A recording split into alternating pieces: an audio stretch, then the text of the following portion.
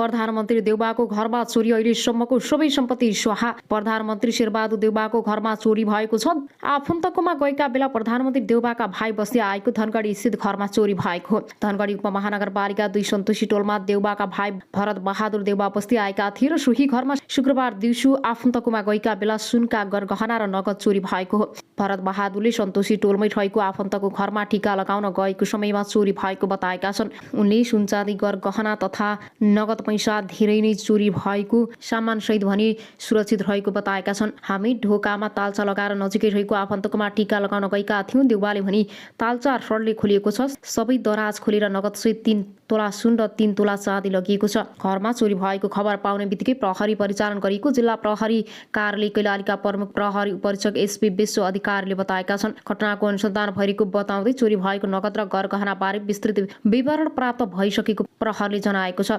गहना धन सम्पत्ति बढी नै चोरी हुने गर्दछ र प्रहरीले यसका लागि जनचेतना अभियान सञ्चालन गरेको भए पनि खासै प्रभावकारी हुन सकेको छैन। भिआइपीको घरमा चोरी भएको विषय निकै रहस्यमय छ। यस्तो निकै खतरनाक चोर भएको चर्चा चलेको छ।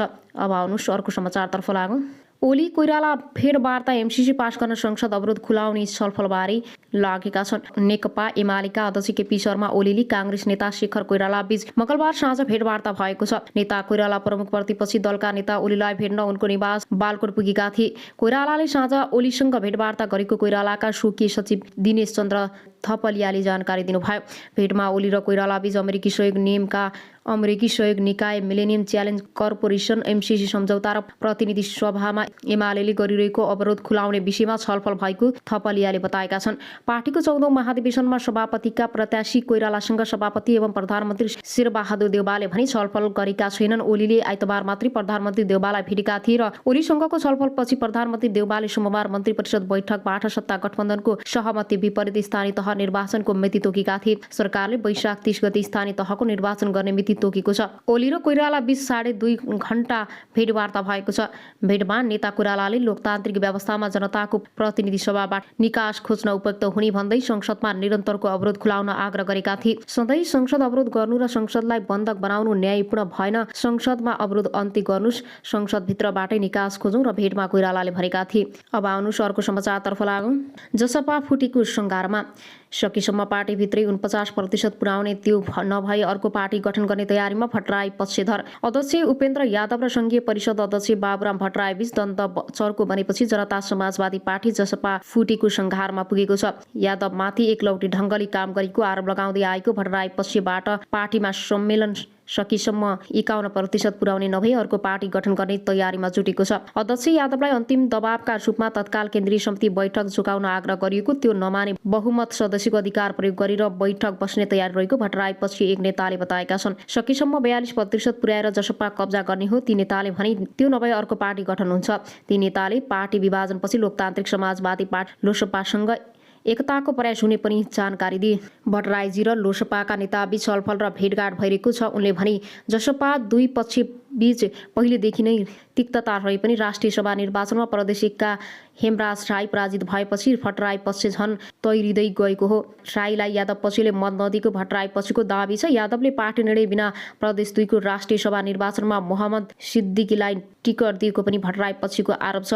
भट्टराई पक्षका एक केन्द्रीय सदस्यले एक साताभित्र केन्द्रीय समिति बैठक नभई बहुमतका आधारमा पार्टीको नेतृत्व भट्टराईले गर्ने दाबी गरे। जसपाका केन्द्रीय कार्यकारिणी सदस्य मोहम्मद इस्तियाक राईले यादवको कार्यशैली तानाशाही प्रवृत्ति भएको मान्ने जसपाका केन्द्रीय कार्यकारिणी सदस्य मोहम्मद इतिहास राईले यादवको कार्यशैली तानाशाही प्रवृत्तिको भएको मान्ने नहुने बताएका छन्। उनले पार्टीभित्र सामूहिक नेतृत्वको मुद्दा उठेको जानकारी दिए। पार्टीका 3 अध्यक्ष व्यवस्था गर्नुपर्ने र त्यसमा खस आर्य र मधेसीलाई समेट्नुपर्ने माग छ। उनले भने यादव पक्षले भने 3 क्लस्टर भित्रै धेरै क्लस्टर भएकाले ती अध्यक्ष रहने प्रणालीमा जान नहुने तर्क गरेको छ। सामूहिक नेतृत्व प्रणाली असफल भइसक्यो। यादव पक्षका एक नेताले भने नेता राईले पार्टीको विधानमा एउटा संघीय परिषद अध्यक्ष र 2वटा कार्यकारी अध्यक्ष पद रहेकाले तिनलाई कायम गर्नुपर्ने बताएका छन्। त्यसमा खास गरी उपेन्द्र यादवले चासो देखाउनु भएन। उनले भने अन्तिमसम्म प्रयास गर्छौं, सकेसम्म मिलाउने नै हौं। यादव पक्षधरले नेता रामप्रसाद यादवले आवश्यकता अनुसार बैठक बस्ने उल्लेख गर्दै अहिले जरुरी नभई केन्द्रीय समिति बैठक नबोलाएको बताए। पार्टीमा कुनै पनि किसिमको विवाद र मनमुटाव छैन। उनले भने कसैले बैठक बस्ने पनि भनेका छैनन्। अध्यक्षज्यूले कसरी बैठक राख्ने, यादवले नेतृत्वको संघीय समाजवादी पार्टी र भट्टराई नेतृत्वको नयाँ शक्ति पार्टीबीच 2076 वैशाखमा एकीकरण भएर समाजवादी पार्टी बनेको थियो र समाजवादी र राष्ट्रिय जनता पार्टीबीच 2077 वैशाख 10 मा एकीकरण भएर जसपा बनेको हो। जसपाबाट 5 महिना अघि महन्त ठाकुर नेतृत्वको समूह अलग भइसकेको छ। आउनुहोस् अर्को समाचारतर्फ लागौँ।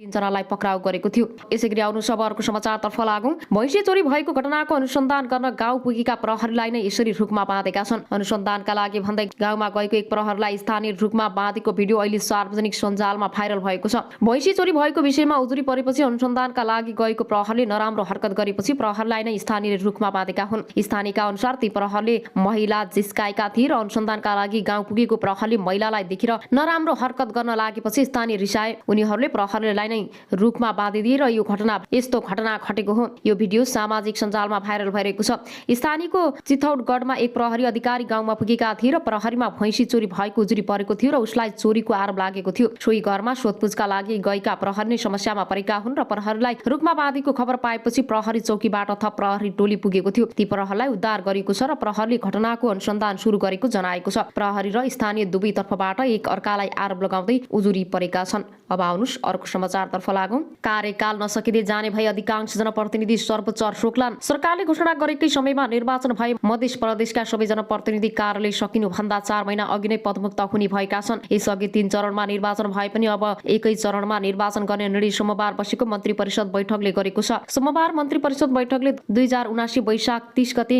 एकै चरणमा स्थानीय तहको निर्वाचन गर्ने निर्णय गरेको छ। संविधानमा स्थानीय तहका जनप्रतिनिधिको कार्यकाल 5 वर्ष हुने उल्लेख छ, तर 5 वर्ष पूरा नहुँदै सरकारले निर्वाचन गर्ने घोषणा गरेपछि जनप्रतिनिधिको कार्यालय छुटिने देखिएको हो। मध्य प्रदेशका 136 वटा स्थानीय तहमा 2074 असोज 2 गते निर्वाचन भएको थियो र उनीहरूको असोज 2 गते पछि मात्रै 5 वर्ष पूरा हुनेछ।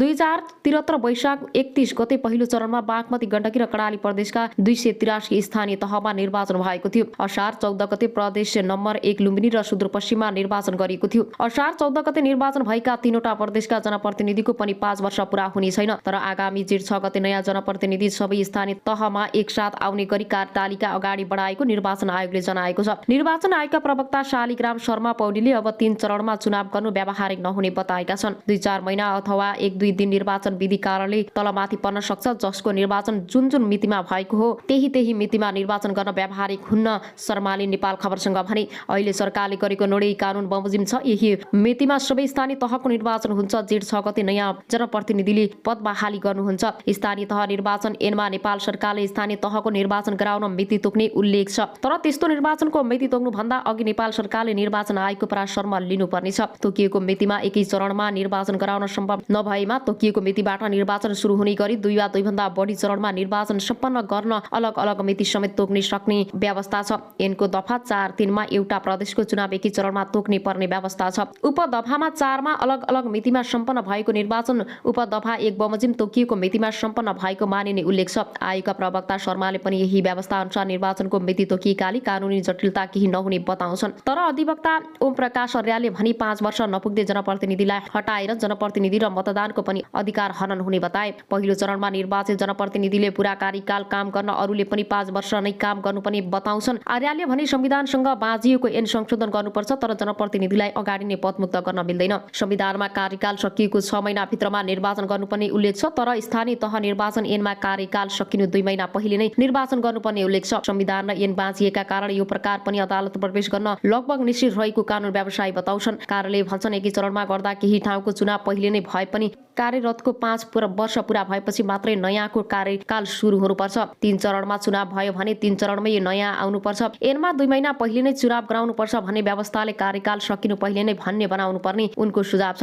तर निर्वाचन आयोग अहिलेको अवस्थामा चुनाव गर्नु कुनै कानुनी समस्या नरहेको बताउँछन्। अधिवक्ता अर्याल भने 5 वर्ष नपुग्दै हटायो भने जनप्रतिनिधिले सिट हाल्ने बताउँछन्। अर्यालले भने जस्तै स्थानीय तह निर्वाचन ऐन 2073 को दफा 55 मा गाउँसभा वा नगर सभाको कार्यालय समाप्त हुनुभन्दा अगाडि निर्वाचन भएकोमा निर्वाचन हुँदा कायम रहेका सदस्यको कार्यकाल समाप्त भएको भोलिपल्टको मितिमा नयाँ निर्वाचन भएको मानिने भन्ने उल्लेख छ। तर निर्वाचन पहिले भएको अवस्थामा पनि आफू भनी उजुरी गर्ने पक्षमा नरहेको बेरगंज महानगरपालिका मेयर विजय कुमार साना सरा बगिली बताएका छन्। संविधानमा भएको व्यवस्था र कानुनमा भएको व्यवस्थापन फरक छ। सरकारले या त 2 चरणमा निर्वाचन गर्नु पर्थ्यो, नत्र कानुन संशोधन गर्नु पर्थ्यो कि पहिले विनिर्वाचन भएकाहरूको कार्यकाल थप्नु पर्थ्यो कि हाम्रो अधिवक्ता हटाउनु पर्थ्यो, सराबगीले भनेका छन्। एकै पटक देशमा चुनाव गराउन यस्तो बाधा भएकोले सबैको कार्यकाल यो